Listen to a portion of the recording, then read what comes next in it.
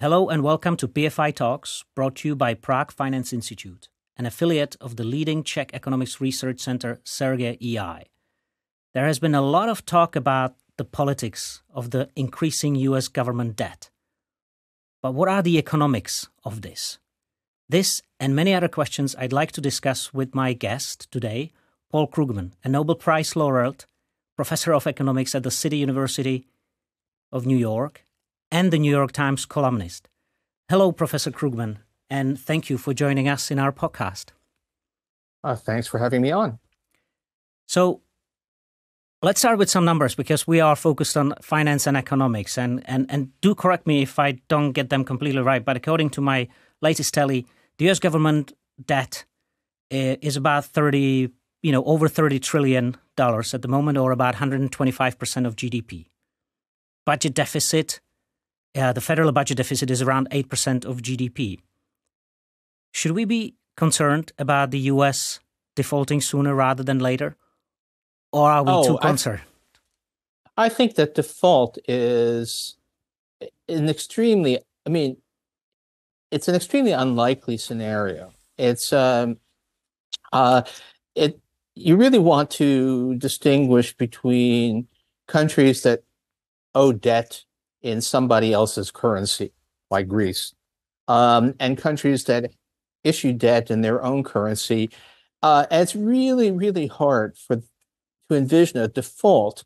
It's slightly easier to envision them inflating away some of the debt. Although, if you try to look for historical examples, even of that happening, they're very hard to find. The ratio of people raising the alarm about excessive debt and actual cases of advanced countries that issue debt in their own currency experiencing debt crises is extremely high.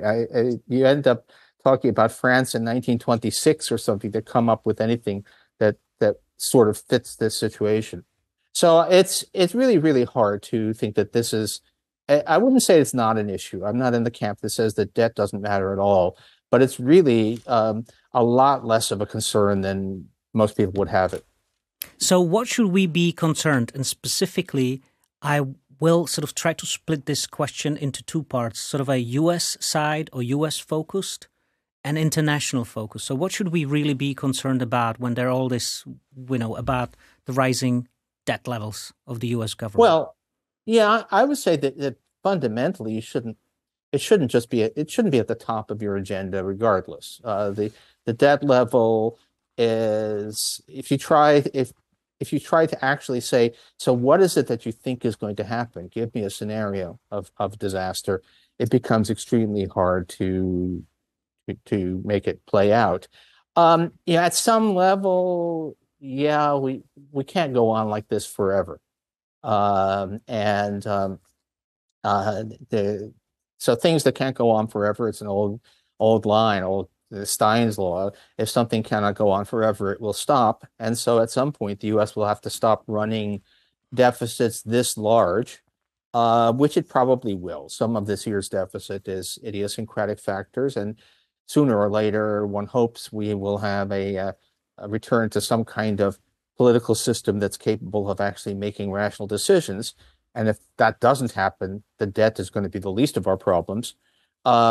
So it's something that does register as one more reason to be worried about the future of governance in the United States, but it's really just not top of the agenda. So we should not be concerned about this overall, let's say, an issue, but what about the immediate problems like the political debate in the US stopping, the release of funding for the NATO and allies in Ukraine because of this, internal political discussion?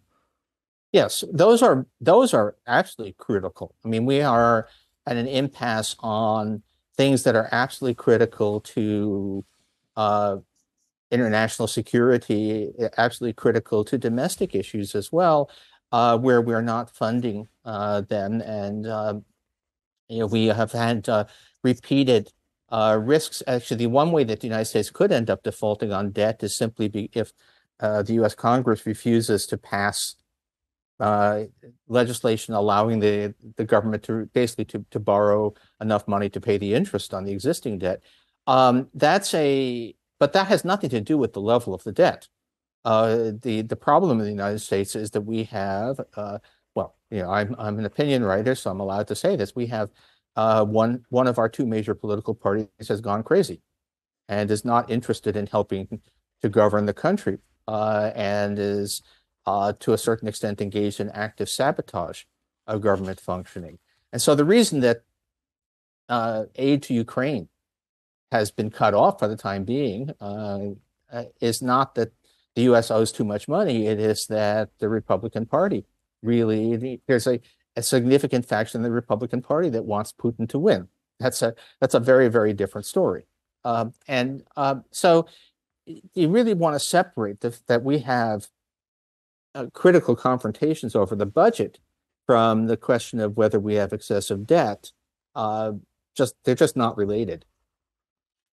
And what about, aid and support to U.S. and NATO's allies in Israel? That doesn't seem to be affected by this discussion, or can it be going on, with this impasse? Sorry, not the discussion, but impasse. Well, it's not. At the moment, as we record this, there's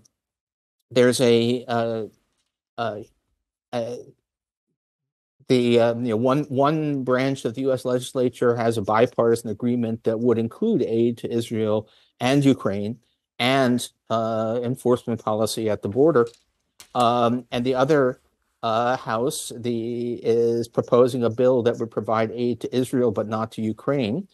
Neither of those bills appears to be passable, so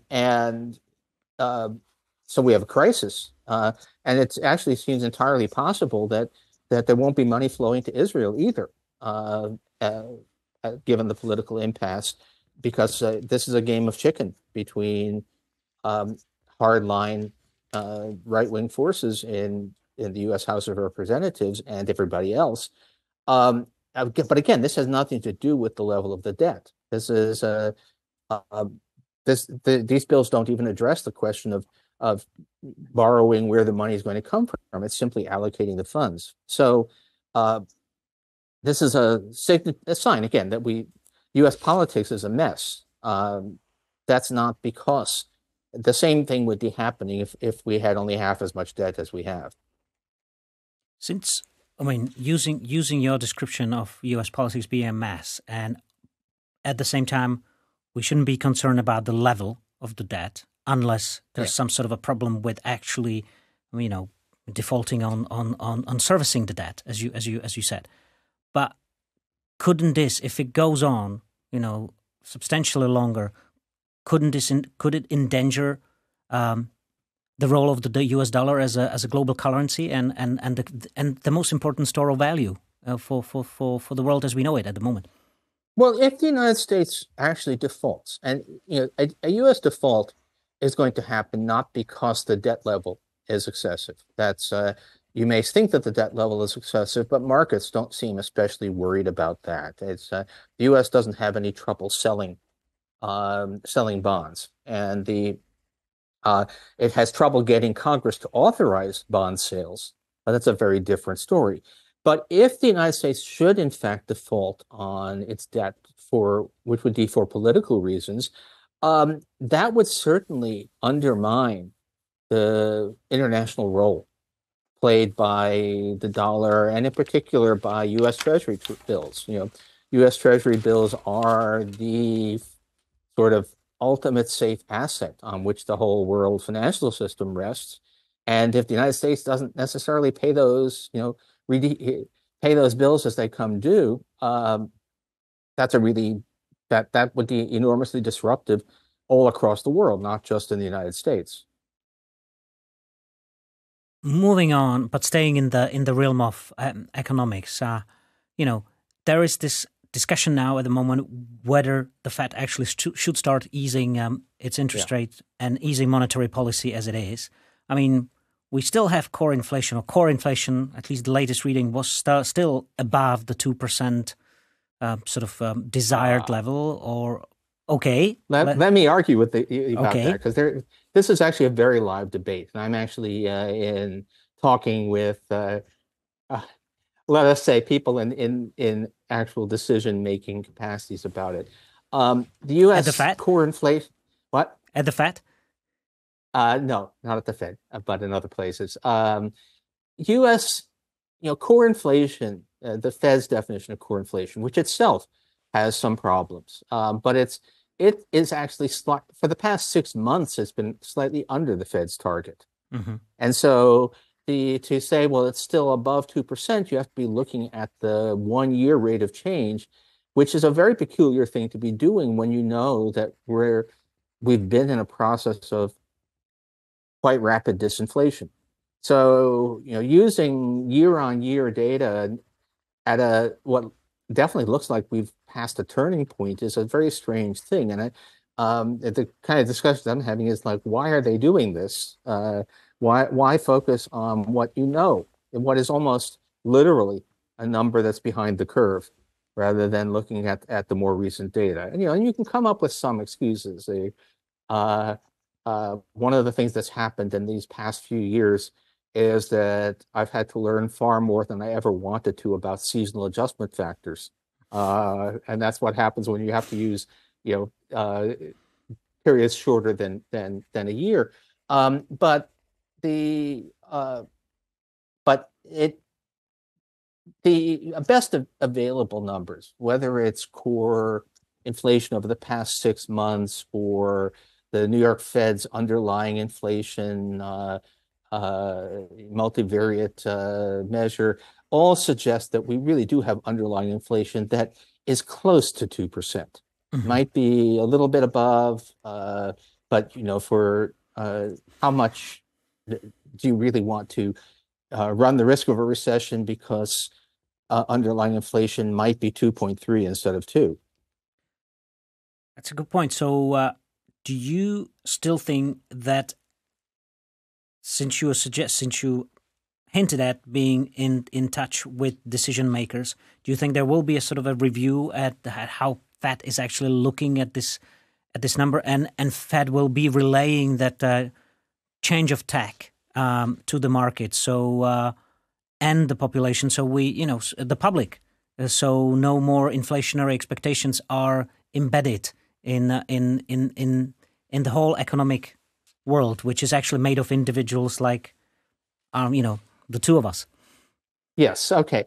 Actually, yeah. I mean, the markets, this is one of those, when we talk about what does the market think, and then one of the jokes is, well, look, the market is a bunch of 28-year-old guys who don't know anything. But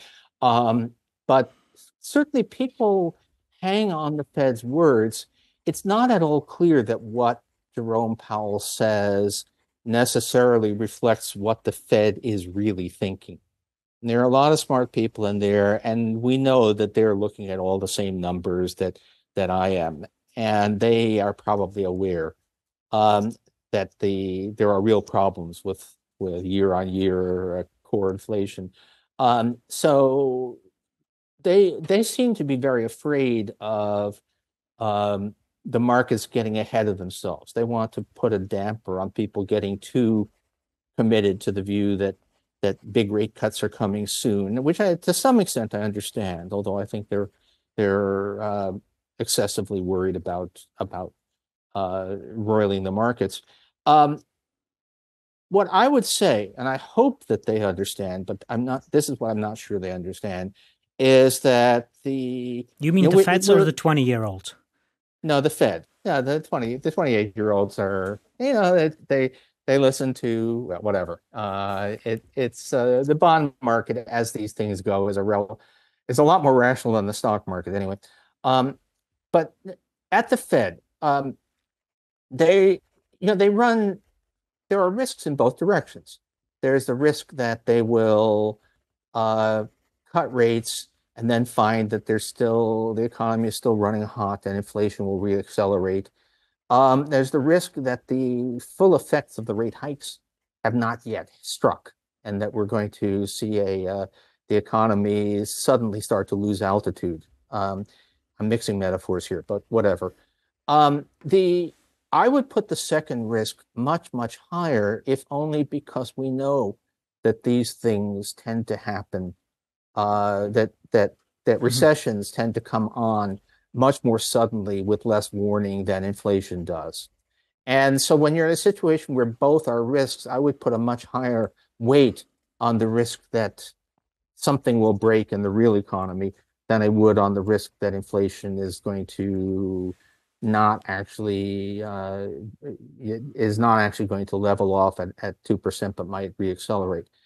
But that's that is I understand that we're, as always, operating in considerable fog. That these are it's never the case that you know exactly what you should do, except this is not a placid period.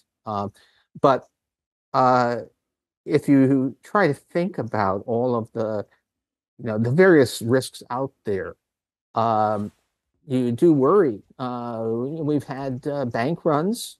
It's turned out that even conventional banks are less insulated from bank runs than we thought, and a high interest rate regime increases that risk. There's commercial real estate. There's just a lot of things that could go wrong if we keep rates high for an extended period. And now, what the Fed actually does, we'll see. And but I don't place too much weight on this sort of mildly hawkish talk coming from the Fed. To some extent, I think they're saying what they think they need to say for public relations purposes. So the way you are reading the Fed, and you would probably agree with this observation of mine of our discussion now, that the risk of running into the 70s, into the replay of the 70s, like long period of heightened inflationary pressures. I mean, the inflation rate was much higher in the 70s, 1970s, than what we have been through, since the pandemic. That's for sure. But you don't think there's a risk of that replaying the 1970s hyperinflation period? It wasn't a hyperinflation, but it was sustained. It was a stagflation, high inflation that was deeply entrenched in the economy. A year and a half ago, it might have made some sense to worry that could happen, but it's now clear that it did not happen. We are now basically very close to target inflation. There's no sign that inflation expectations, to the extent that we can measure them, are right back to normal. So no, this is where we are now bears basically no resemblance to where we were at the end of the 1970s, and it would take a lot of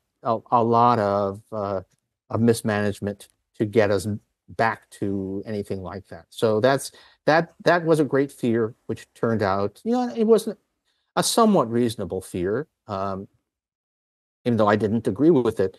But I can understand why people were worried about it, say, in June of 2022. It makes no sense at all to be worried about that in February of 2024.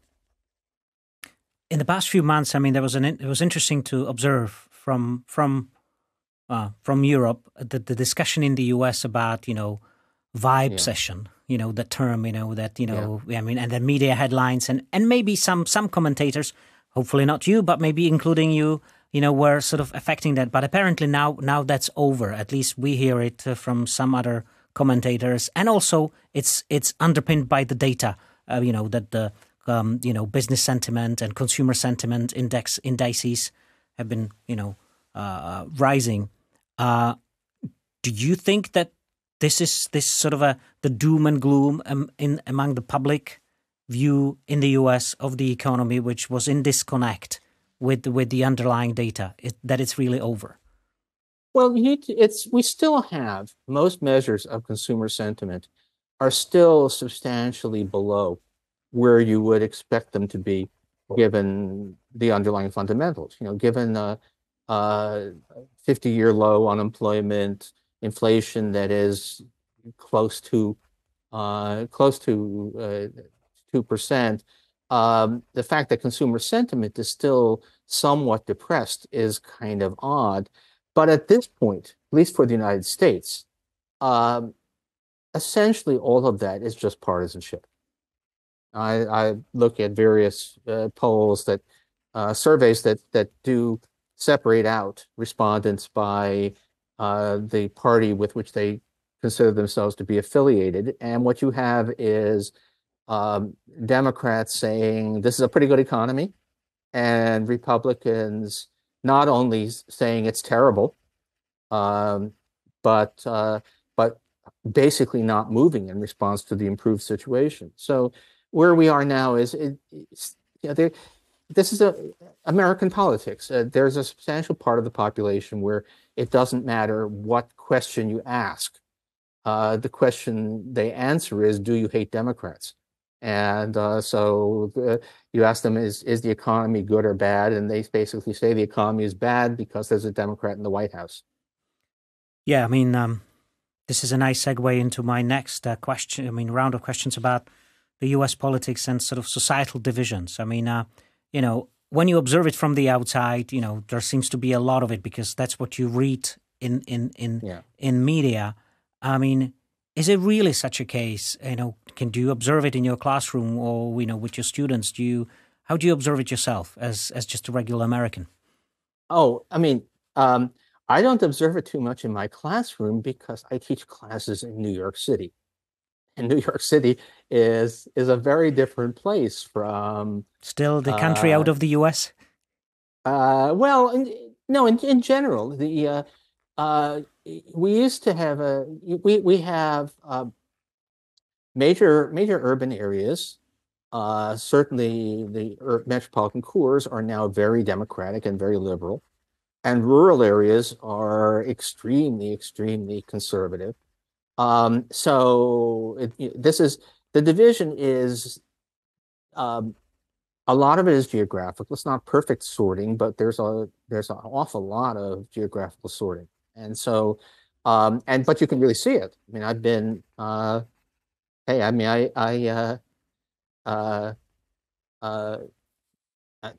I've taken a bicycle trip through central Pennsylvania not too long ago, which is very much Trump country. And it's real. There are people, and part of the problem is that we don't actually, if you're asking, what does the typical American feel, or what do people of different political views say to each other? Well, the answer is there is no typical American, and the people of different views don't talk to each other. So we're an extremely divided country to an extent that I don't think we've seen probably since the 19th century. Do you see any end of that division? Any sort of waking up from this, or any sort of resolution to this issue, or does it have to come ahead even more forcefully to get resolved, or maybe we will just learn to live with it? Well, I have no idea how this ends. It's part of the issue is simply that people get their news from different sources. So we do have a fair number of surveys where you ask people, how are you doing? Either how are you doing financially, or how are you doing just in general? How was 2023 for you? Mm-hmm. And a large majority of Americans say pretty well. I'm okay. My finances are okay. 2023 was a good year for me. Then you ask, how was it for the country? And if you're a Democrat, you say, pretty good. And if you're a Republican, you say it was an absolute disaster.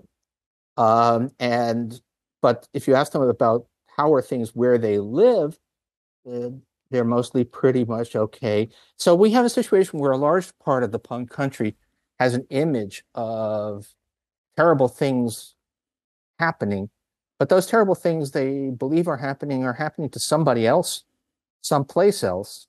And what will ever change that? If all they watch are TV networks, all they read are social media that reinforce that belief. I don't know how it ends.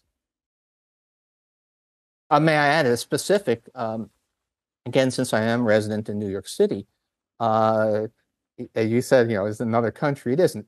A lot of America is actually kind of like New York City, though not quite to the same extent.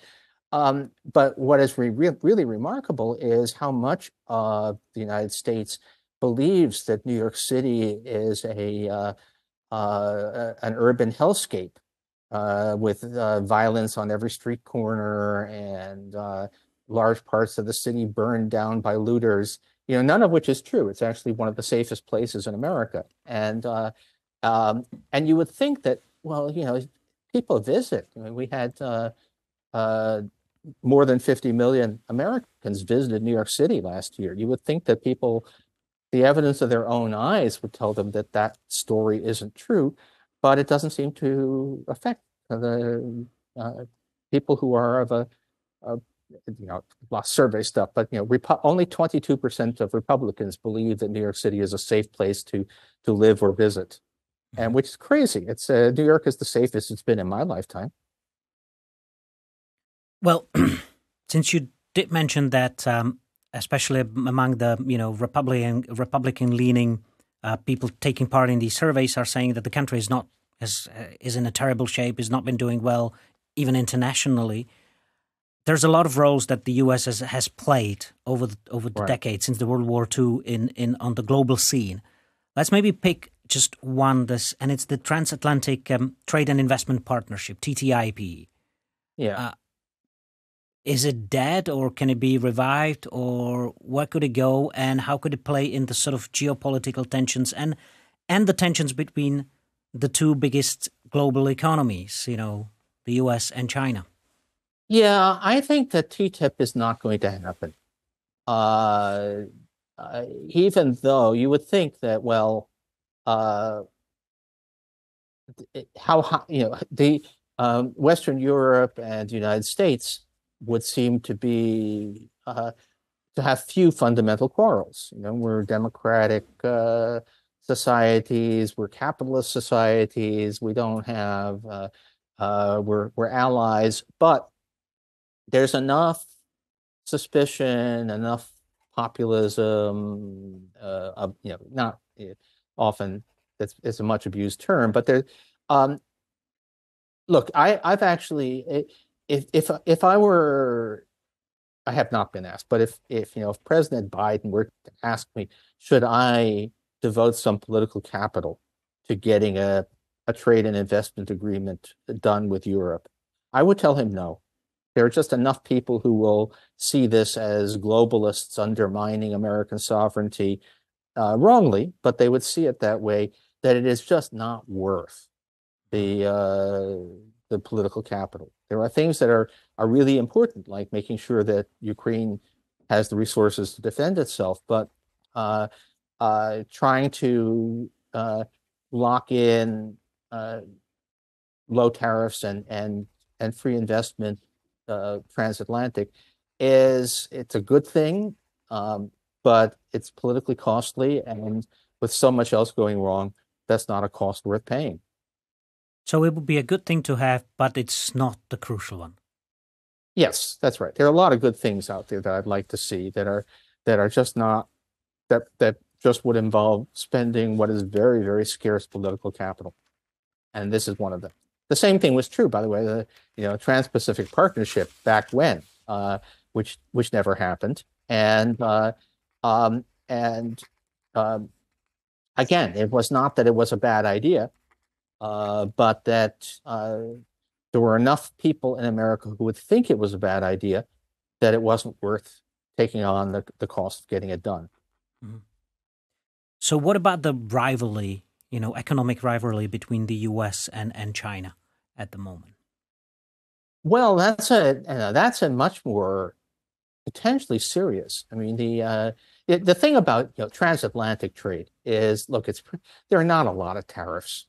There are not a lot of investment restrictions. The fact of the matter is that we're close enough to free trade and investment between the U.S. and the EU that it would be nice to lock it in. But we have a lot more. U.S. and China are the world's two, great economic superpowers. Which economy is larger depends on how you measure it, but they're both huge. They're also fundamentally different systems. One is an autocratic system with no real pretense at democracy. The other is still a democracy, at least for now. We have real conflicts of interest in terms of geopolitics. I don't think that, economics is not a zero-sum game. It's not the case that Chinese success necessarily hurts America or vice versa. But there is a political rivalry, and it is very fraught to have these two countries so dependent on each other economically. So I expect a lot of decoupling in the years ahead. Well, and on the decoupling, although it may sound like it's not completely related, and it's the issue of demographics and labor force in advanced economies like the US and Europe. I mean, the US economy has been a lot dependent on migrant workers from Latin America, especially Mexico. And now it's a big issue, migration, legal or illegal, is a big issue, ahead of the US presidential elections. But it is also a very big issue in Europe, and clearly from at least the vantage point of view of like Western Europe, the West part of European Union, opening up the EU to migration is actually the only way forward to stem the problem with the demographics, aging population. How do you look at it yourself? Oh, this is true for all of us, but it's worse for Europe. Yes, I mean the United States, even the U.S. Has a fertility that's well below the replacement rate. So for labor force growth in the future, we depend on immigrants. I actually have just been going through this. If we look, since the eve of the pandemic to right now, we've added 2.9 million people to the labor force. How many of those were foreign born? The answer is all of them. The native born workforce has actually declined slightly, not because people are being driven out. We have very high rates of employment, but because us native born Americans are getting older, and a lot of people are aging out of their working years. So future growth depends critically on immigration. This is even more true in Europe, where fertility rates are even lower. You could say, well, why not just accept a shrinking working age population? And there are multiple reasons, but the most important probably is simply, look, modern countries have elaborate social safety nets, even the United States, which has the weakest, but still it's pretty big, where most of the money goes to older people. And the revenue comes from working age people. And we're just not going to be able to sustain the kinds of societies that we have built unless we can get more workers from someplace. On a slightly less economic topic, but still it's economics of work and your personal work. How do you shift the time and how do you juggle your time and attention between teaching and writing your columns? Because I've been reading your columns quite regularly, and you write a lot of them. Yeah, so I do relatively little teaching, and in fact, I'm about to phase out. I'm about to turn 71, so I'm phasing down my teaching, but not writing. And what? But not writing. Sorry? But not the writing. The truth is also, I do less fundamental research than I did when I was younger. But that's true of everyone. Even Paul Samuelson did the bulk of his academic work before he was 55. So I am well past that point. So, but I do a lot of writing. And it's not so much a question of juggling time as it is of how hard is it to do the writing. And there's I worked pretty hard, but also there was a question when I started writing for newspapers. I had a reputation as an academic of being a very fast writer. Mm-hmm. And then there was a question, but how would I stack up against journalists? And the answer is, it turns out I'm a fast writer by their standards too. And if you ask the question, what's the secret? The answer is, I have no idea. I just happen to be a fast writer.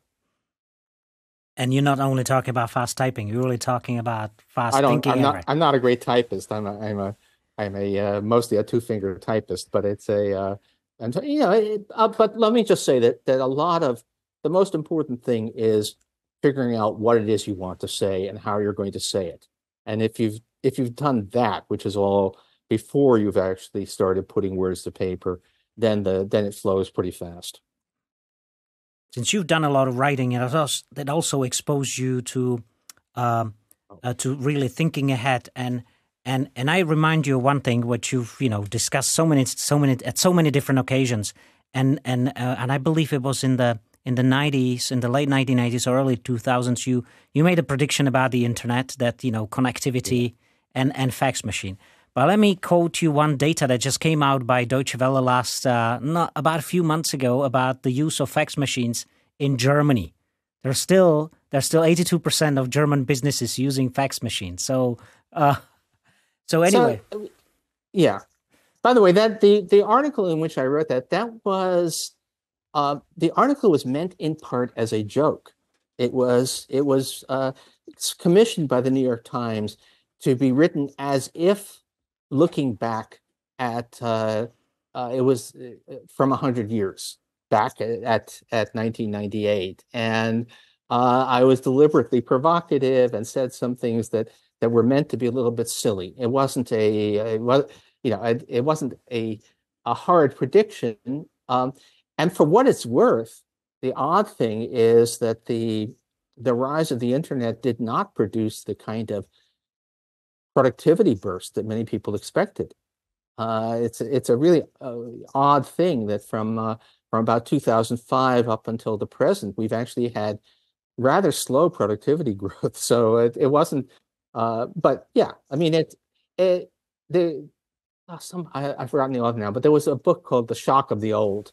Mm-hmm. Which is actually about the first half of the 20th century and how many old technologies were still, there was still a lot of horse-drawn transport in Europe in 1930. I mean, one forgets the idea that we instantly change everything because there's a fancy new technology. That's not how history works. And if you can keep that sort of tongue-in-cheek approach, and I'm not sure whether you follow that, the launch of this long-awaited new product line by the Apple, the all-American company today, these days, ProVision, augmented reality, virtual reality goggles. Do you think that actually what the creators of this technology, and they call it spatial computing, which is effectively an iPad with fancy screens in front of your eyeballs, if I may put it this way. Yeah. Is it something that's actually really going to get going well for Apple? I'm not sure it's going to add anything to the productivity of the mankind. I actually would say that probably it would be, it would work the opposite way. But do you think that Apple has actually really created some sort of a new segment for themselves, or is it going to be another sort of a dead end alley like their Newton ages ago? Well, or like Google Glass. Remember that they tried this a version of this once before, and it didn't fly. And I don't know. I mean, I haven't tried it. Don't know what how it will be applied. I mean, at some point, something like this will happen. At some point, we're going to want people to be able to interact without having to sit in front of a screen and tap on a keyboard. You can just see that is probably somewhere in the future. Now, this thing, I mean, it looks grotesque, and if you see somebody wearing the Apple ProVision coming down the sidewalk, you're probably going to cross to the other side of the street. So it's, I don't know how far this goes, but who knows? And I was actually thinking about it. Have they solved the vertigo problem? That's what I'm worrying about a lot on these things, because I'm actually, I fly perfectly well. I'm in good health, but I happen to be somebody who can get seasick extremely easily. And I would be actually really afraid to use one of these, because I think I might end up throwing up. And it's pretty cumbersome, that's for sure. Well, says Paul Krugman. Thank you, sir. Thank you for taking part in our video podcast. Okay, take care. Good luck in Central Europe.